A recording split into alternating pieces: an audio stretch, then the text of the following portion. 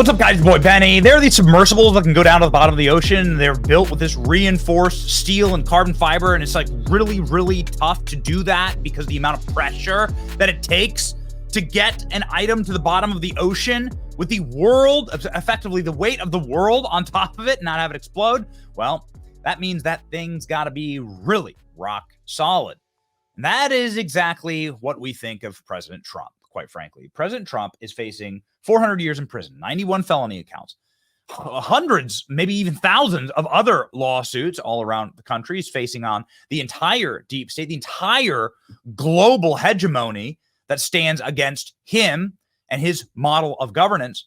He's facing all of the evil energies that took out the Kennedys, that have caused some of the most evil. I mean, it almost took Trump out, right? It blows my mind, I guess, for lack of a better way to put this. Not a single question line last night's debate was about President Trump getting shot in the face. Nothing. Moderators, they acted like it didn't happen. You want to know what a rig job that is? That's what, you know what? Trump has a right to be upset. Do you know what Trump doesn't do? Buckle under pressure. He's like one of those high octane, deep submersible devices that could just withstand the pressure. And it's superhuman. President Trump last night, look at him standing there, speaking to the press. With thousands of reporters here. Donald Trump, hours after the debate, standing there taking questions from the press. Kamala Harris didn't go take questions from the press. No headphones, and taking questions from all journalists. That's leadership. That's what strength is. Donald Trump doesn't need the media to rig it for him like Kamala Harris did last night. And boy, was that a rig job. That was criminal. People should be prosecuted for happening last night. That was criminal. Okay, but that's not what we're talking about here. What we're talking about is the ability for Donald Trump to withstand the pressure. Imagine going into what was a journalistic assassination last night, okay? With multiple shooters, right? The moderators being the people who are doing the assassination, refusing to fact check Kamala, only asking questions that are so biased against Trump that it sounds like a Reddit board. And then waking up in the morning and going and facing Kamala again at ground zero. And this is exactly what President Trump did. This is the footage of Donald Trump at ground zero, meeting with Kamala. Joe Biden standing there, of all people. Joe Biden looking, rough. It's completely and totally zoinked Joe Biden. But everybody putting things aside, I guess, to remember September 11th. A reminder that, of course, Kamala Harris has said that Donald Trump's in charge, responsible for September 11th, called January 6th, and relating the two things. Despicable. Here's the footage. You can hear something delightful that's happening here. People are chanting and cheering for President Trump during the ceremony. Do I think it's the best time to do this? I don't know. You can't control what people are yelling, but New York wants Trump. Listen to this.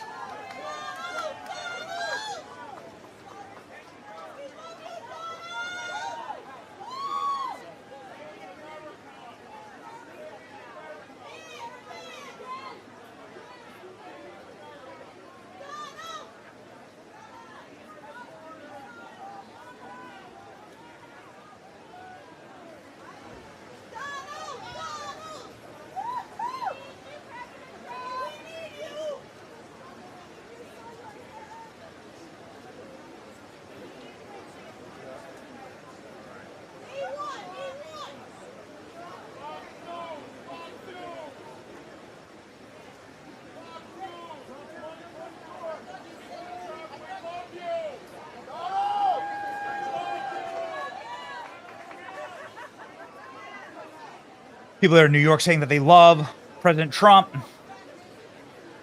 The man is able to withstand so much pressure. Could you imagine after what happened last night, standing right there next to Kamala and Joe Biden, what these people are doing to him? President Trump looking chill, looking calm. I mean, look at some of this, some of the footage. There's no audio with this video. You can see Trump and JD Vance standing there proudly at ground zero. And meanwhile, during the service, Joe Biden, Kamala Harris zip out. Look at Joe Biden, look, vacant, gaping, gawking stare. They skip out early. Alina Habba always pressed for time when it comes to honoring our fallen heroes. Disgraceful. I think that Donald Trump's going to get a better greeting in New York. I would guess today than Joe Biden, Kamala Harris. I doubt they will walk the streets like Trump does. This was Trump last September 11th, there with the NYPD all gathered around him. Man of the people. President Trump attends the wake of slain New York City officer. Calls for law and order show contrast with Biden. And yes, he did. The slain officer by somebody who should have been behind bars. The visitation was for Jonathan Diller, who was fatally shot during a traffic stop when suburban in Long Island. Police say the 31-year-old Diller was shot below his bulletproof vest, approaching an illegally parked car. What about the guy who shot him? It's amazing how the AP buries that. The guy who shot him is somebody who should have been in prison, so, like a habitual offender, but was released onto the street because of restorative justice that Kamala Harris runs. Trump thanks NYPD and FDNY officers 20th anniversary, 9/11 having decided not to make his own solo trip to Ground Zero, Clinton Obama. So he didn't make the trip last year. Instead, he went to the police and went and was greeted like a conquering hero inside of the fire departments and police forces.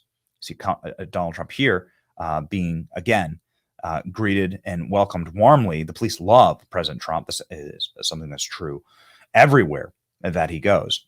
Listen to this. Bravest people. And right next door, and you know you love each other, because I know the blue. We love the blue. I'll say it loud. You know, you're not supposed to say that. We love the blue. Meanwhile, Joe Biden prefaced his trip to New York by saying he's going to do a 9/11. His birthday in New York. Then we're going to watch the debate. And then tomorrow I'm doing 9/11. I spoke to the vice president. Tomorrow I'm doing 9/11. Okay, cool. I got to tell you, I'm, it's kind of a stark reminder of the direction of the country. Donald Trump left us with a work attack on democracy since civil war. This is Kamala Harris. Tomorrow is 9/11. People are, of course, making this point and forgetting that Donald Trump was there the morning of September 11th, absolutely mogging Bloomberg, Biden, and Kamala right now. Donald Trump standing there, look at Kamala's body language, nervous as always. What happened last night in the debate? I don't know, man. I got to tell you, I think the more I think about it and the more I process it, the more I believe that actually the debate was lost by Kamala. I don't think it was won by Trump. I think it was lost by Kamala. She had everything riding in her favor. And because of how rigged it was, because of how unfair it all seemed, and because of also how frustrated Trump seemed, which is also the reflection of the mood of the nation, I think that resonates. And we'll see what happens today. Donald Trump, I think, undoubtedly will go and visit more police officers today, as is his custom and tradition when he's in downtown New York. I hope that happens. I highly doubt that Kamala Harris is going to be. Look at Trump. How do you do it, man? How do you do it? How does he do it? I don't know. It's remarkable. Donald Trump showing up this morning. Look, there he is. Look at the man. Unbowed, unbroken, undeterred.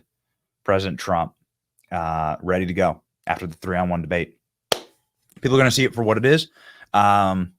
These were our favorite moments from President Trump. And policies like they have, I don't say her because she has no policy. Everything that she believed 3 years ago and 4 years ago is out the window. She's going to my philosophy now. In fact, I was going to send her a MAGA hat. She's gone to my philosophy. But if she ever got elected, she'd change it. Will she allow abortion in the 8th month, 9th month, 7th month? Come on. Okay, would you do that?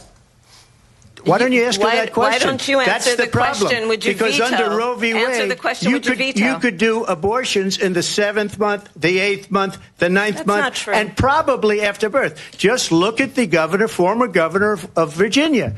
The governor of Virginia said, we put the baby aside and then we determine what we want to do with the baby. President. Our country, and look at what's happening to the towns all over the United States. And a lot of towns don't want to talk. It's not going to be Aurora or Springfield. A lot of towns don't want to talk about it because they're so embarrassed by it. In Springfield, they're eating the dogs, the people that came in. They're eating the cats. They're eating the pets of the people that live there. And this is what's happening in our country. 14 or 15 different policies. Like, she was big on defund the police. In Minnesota, she went out. Wait a minute. I'm talking now. If you don't mind, please. Does that sound familiar? She went out in Minnesota. I ask you this. You talk about the Capitol. Why are we allowing these millions of people to come through on the southern border? How come she's not doing anything? And I'll tell you what I would do, and I would be very proud to do it. I would say we would both leave this debate right now. I'd like to see her go down to Washington, D.C. during this debate, because we're wasting a lot of time. Go down to, because she's been so bad, it's so ridiculous. Go down to Washington, D.C. and let her sign a bill to close up the border, because they have the right to do it. They don't need bills. They have the right to do it. The president of the United States, you'll get him out of bed. You'll wake him up at 4 o'clock in the afternoon. You'll say, come on down to the office. Let's sign a bill. If he signs a bill that the border is closed, all he has to do is say it to the Border Patrol, who are phenomenal. If they do that, the border is closed. No idea how to stop it, and now you have millions of people dead, and it's only getting worse, and it could lead to World War III. Don't kid yourself, David. We're playing with World War III, and we have a president that we don't even know if he's... Where is our president? We don't even know if he's a president. And just to clarify they here... They threw him out of a campaign like a dog. We don't even know. Is he our president? But we have a president, Mr. President, that doesn't know he's alive. Your time is up.